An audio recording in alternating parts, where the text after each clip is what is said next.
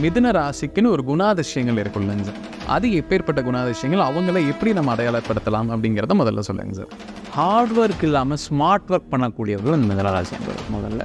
அதே மாதிரி பெருசாக இருக்கக்கூடிய விஷயத்தை கூட ரொம்ப சிம்பிளாக, ரொம்ப எளிமையாக, ரொம்ப குறுகிய காலகட்டத்தில் ரொம்ப அழகாக செய்து முடிக்கக்கூடியவர்கள் இந்த மிதுன ராசி என்பவர்கள். குடும்பத்தில் சந்தோஷத்தை நோக்கி செல்லக்கூடிய ஒரு முக்கியமான வருடமாக இருக்கும். காரணம் என்னன்னு கேட்டிங்கன்னா,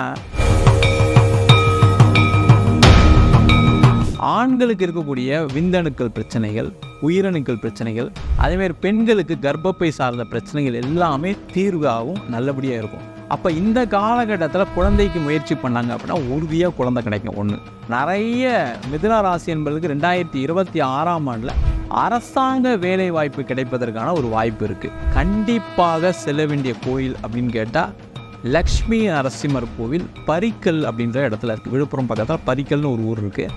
அந்த ஊரில் லக்ஷ்மி நரசிம்மர் கோவில் இருக்குது. அந்த கோவிலில் இவங்க என்ன பண்ணுவோம்னா, செவ்வாய்க்கிழமை அன்னைக்கு முடிஞ்சால் 3 to 4 ராகு காலத்தில் போகிறது நல்லது. இந்த பிரச்சனைகள் எல்லாத்துக்குமே நிவர்த்தி அங்கே கண்டிப்பாக உண்டு. அடுத்தது மிதுன ராசி என்பதற்கு இருக்கக்கூடிய இன்னொரு பிரச்சனைனா,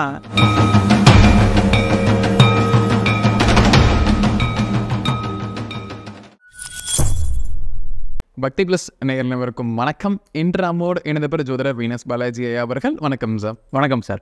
சார், நம்ம மிதுன ராசி நேயர்களுக்கு இந்த 2026 எப்படி இருக்க போகுது, என்னெல்லாம் விஷயங்கள் அவங்களுக்கு நல்லா தான் நடக்க போகுது, இதில் கவனம் அப்படிங்கிறத இந்த பதிவில் பார்க்கலாம் சார். பொதுவாக 2026 பலன் பார்ப்பதற்கு முன்னாடி மிதுன ராசிக்குன்னு ஒரு குணாதிசயங்கள் இருக்குல்லங்க சார். அது எப்பேற்பட்ட குணாதிசயங்கள், அவங்கள எப்படி நம்ம அடையாளப்படுத்தலாம் அப்படிங்கிறத முதல்ல சொல்லுங்க சார். மிதுன ராசி அப்படின்னு சொன்னாவே அவங்களுடைய குணம் என்னன்னு கேட்டிங்கன்னா, மெயினாக ஹார்ட் ஒர்க் இல்லாமல் ஸ்மார்ட் ஒர்க் பண்ணக்கூடியவர்கள் இந்த மிதுன ராசி என்பவர்கள் முதல்ல. அதே மாதிரி பெருசாக இருக்கக்கூடிய விஷயத்தை கூட ரொம்ப சிம்பிளாக, ரொம்ப எளிமையாக, ரொம்ப குறுகிய காலகட்டத்தில் ரொம்ப அழகாக செய்து முடிக்கக்கூடியவர்கள் இந்த மிதுன ராசி என்பவர்கள்.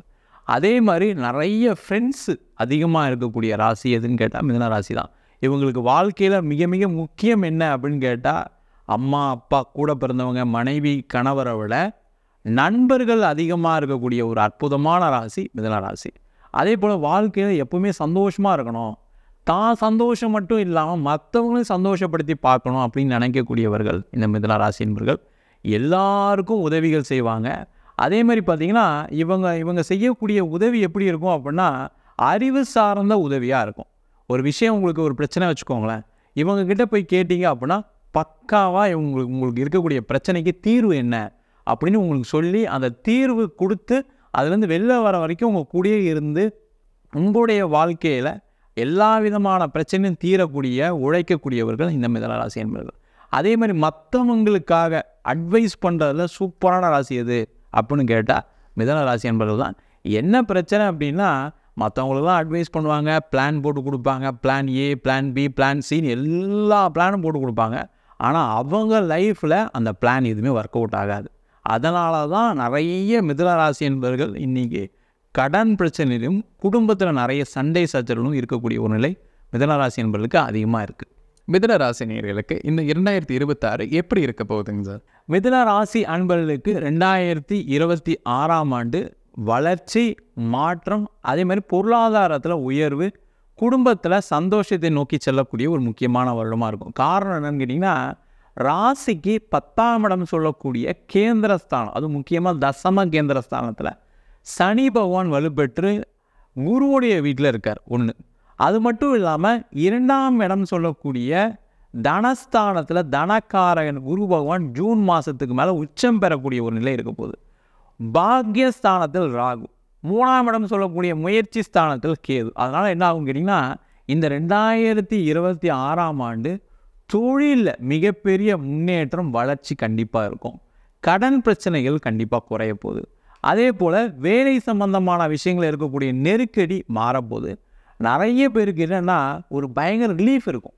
மன ரீதியான பாதிப்பு, அதுவும் முக்கியமாக கடன் வாங்கிட்டு அவங்க பட்ட கஷ்டம் இருக்குது பாருங்கள், ரொம்ப கஷ்டப்பட்டாங்க.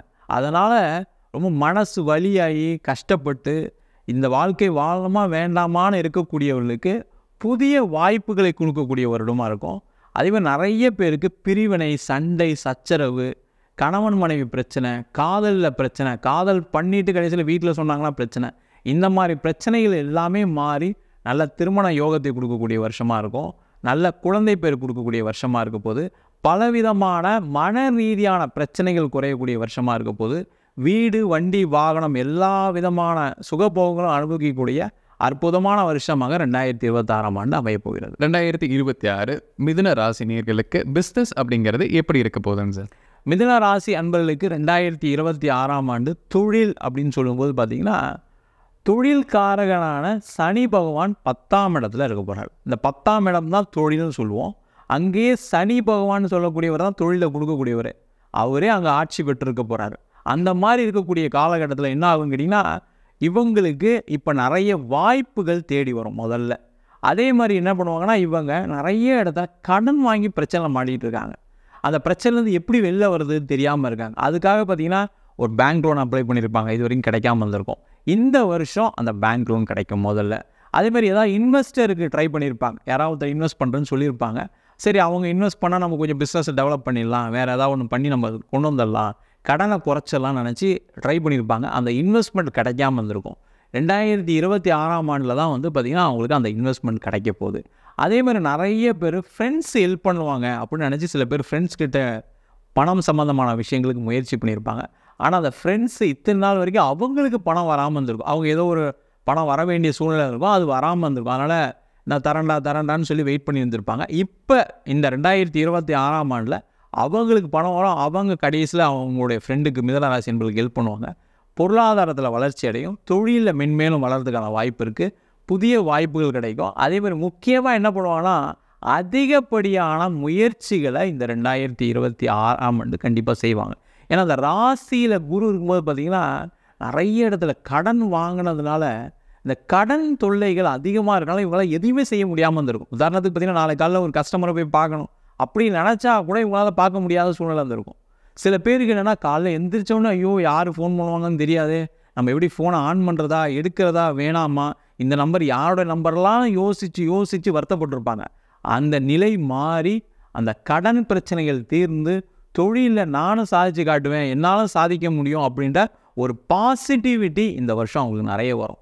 நிறைய பேருக்கு என்னென்னா, தொழிலை நம்ம சாதிக்க முடியாதோ, நம்ம நிறைய பேருக்கு ஹெல்ப்லாம் பண்ணோம், அவங்களாம் தொழிலில் நல்லா இருக்காங்க, நம்ம தொழில் ஆரம்பித்து மாட்டிகிட்டு இருக்குமேன்னு சொல்லக்கூடிய ஒரு நிலை மாறி அவங்க இந்த வருஷம் நிறைய சம்பாதிச்சு நிறைய கடன் பிரச்சனைகளை தீர்க்கக்கூடிய தொழிலில் ஒரு முன்னேற்றம், தொழிலில் பார்த்திங்கன்னா நிறைய வளர்ச்சியை கொடுக்கக்கூடிய ஒரு அற்புதமான ஆண்டாக 2026ஆம் ஆண்டு இருக்க போகுது.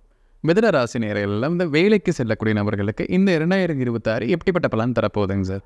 மிதுன ராசி அன்பர்களுக்கு 2026ஆம் ஆண்டு பார்த்திங்கன்னா, வேலையில் இருக்கவங்களுக்கு ஒரு கௌரவமான பதவி கிடைக்கும், சம்பள உயர்வு கிடைக்கும். காரணம் என்ன கேட்டிங்கன்னா, குரு வருஷத்துக்கு பிற்பகுதி, அதாவது ஜூன் மாதத்தில் பார்த்திங்கன்னா 2ஆம் இடம் சொல்லக்கூடிய தனஸ்தானத்தில் உச்சம் பெற போகிறார். அப்போ என்ன ஆகுதுன்னா, நிறைய பேருக்கு சம்பள உயர்வு கண்டிப்பாக கிடைக்கும், பதவி உயர்வு கண்டிப்பாக கிடைக்கும். வேலையே இல்லை சார், எனக்கு ஒரு 2 வருஷமாக வேலை இல்லை சார், 1 வருஷமாக வேலை இல்லை சார், 6 மாதமாக வேலை இல்லை சார்னு நினச்சி நிறைய இடத்துல முயற்சி பண்ணி தோல்வி அடைந்தவர்களுக்கு இந்த 2026ஆம் ஆண்டு ஜனவரி மாதத்துலேருந்து வேலை வாய்ப்பு கண்டிப்பாக கிடைக்கும். வேலை மாற்றம் ஏற்படும். நிறைய மிதுன ராசி என்பதுக்கு 2026ஆம் ஆண்டில் அரசாங்க வேலை வாய்ப்பு கிடைப்பதற்கான ஒரு வாய்ப்பு இருக்குது. நிறைய பேர் பேங்க்கில் வேலை கிடைக்கிறதுக்கான சான்சஸ் இருக்குது.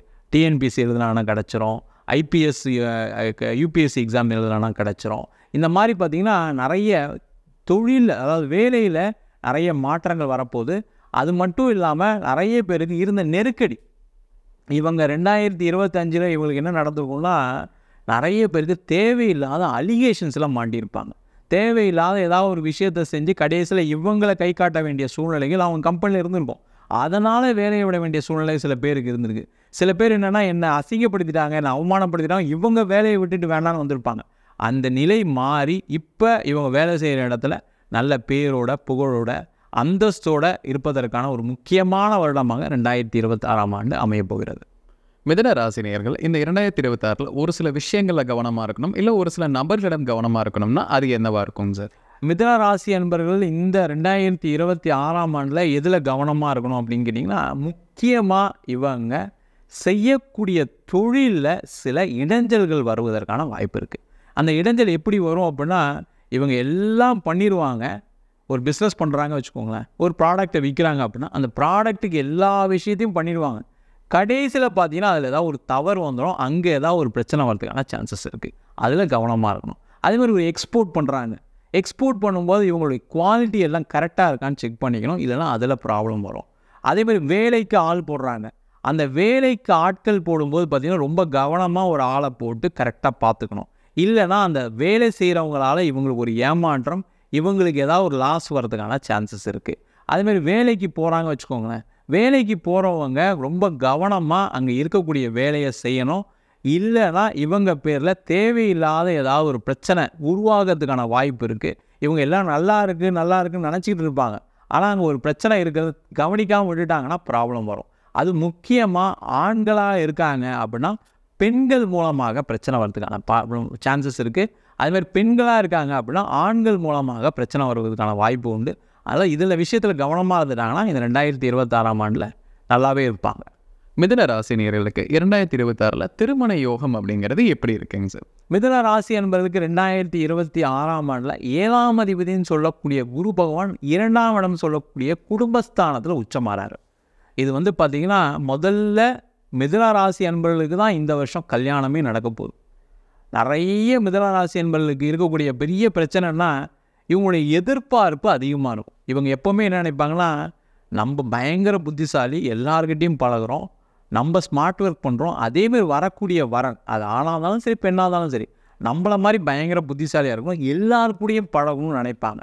அதே மாதிரி என் மனைவி வந்ததுக்கப்புறம் என்னுடைய வாழ்க்கை உயரணும், என் கணவர் வந்ததுக்கப்புறம் நான் என்னுடைய வாழ்க்கை தரம் உயரணும்னு நினைப்பாங்க. அங்கே தான் பிரச்சனைகள் இருக்குது. அதனால தான் டிலேவே இவங்களுக்கு. அந்த விஷயங்கள் இல்லாமல் பெருசாக எதிர்பார்ப்பு இல்லாமல் ஒரு வரன் தேர்ந்தாங்க அப்படின்னா இவங்களுக்கு நல்ல வரன் வரத்துக்கான வாய்ப்புகளே இருக்குது. காரணம் என்ன, 7ஆம் அதிபதினு சொல்லக்கூடியதான் நம்ம கலத்திரக்காரகன்னு சொல்லுவோம். அந்த கிரகமே உச்சமாகக்கூடிய காலகட்டம். அப்போ என்ன ஆகுனா இவங்க எதிர்பார்த்ததை விட அதிகமாக தான் வரப்போகுது. ஆனால் அதை முதல்ல ஜாதகம் பார்க்கறதுக்கு முன்னாடி ஃபோட்டோ பார்த்தே நான் டிசைட் பண்ணுன்னு சொன்னால் என்ன எப்படி இருக்கும்? அப்போ அங்கே பிரச்சனை வரும். அது மாதிரி இல்லாமல் வரனை போய் பார்த்து செஞ்சு எல்லாம் முடிவு பண்ணி அதுக்கப்புறம் இவங்க எதிர்பார்ப்பு சாட்டிஸ்ஃபை ஆனால் பண்ணிக்கிட்டால் பிரச்சனை இல்லை. இல்லைனா அதில் ஒரு தடை இருக்குது, தாமதம் இருக்குது, கவனமாக இருக்கணும். 2026 மிதுன ராசி நேயர்களுக்கு குழந்தை பாக்கியம் அப்படிங்கிறது எப்படி இருக்குங்க சார்? மிதுன ராசி அன்பர்களுக்கு 2026ஆம் ஆண்டில் பார்த்திங்கன்னா 10ஆம் இடம் சொல்லக்கூடிய கர்மஸ்தானத்தில் சனி பகவான் இருக்கார். பாக்கியம் ஸ்தானம் சொல்லக்கூடிய 9ஆம் இடத்துல ராகு இருக்கார். 3ஆம் இடம் சொல்லக்கூடிய இடத்துல கேது இருக்கார்.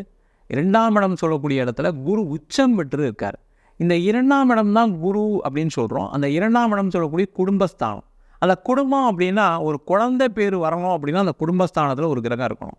அது மட்டும் இல்லாமல் அந்த குருன்னு சொல்லக்கூடிய கிரகம் நல்லா இருந்தது அப்படின்னா ஆண்களுக்கு இருக்கக்கூடிய விந்தணுக்கள் பிரச்சனைகள், உயிரணுக்கள் பிரச்சனைகள், அதேமாதிரி பெண்களுக்கு கர்ப்பப்பை சார்ந்த பிரச்சனைகள் எல்லாமே தீர்வாகவும் நல்லபடியாக இருக்கும். அப்போ இந்த காலகட்டத்தில் குழந்தைக்கு முயற்சி பண்ணாங்க அப்படின்னா உறுதியாக குழந்தை கிடைக்கும். ஒன்று இல்லை சார், எனக்கு வந்து நாங்கள் ஹாஸ்பிட்டல் போய் பார்த்தோம், எங்களுக்கு உடல் ரீதியாக பாதிப்பு இருக்குதுன்னு சொல்லியிருக்காங்க.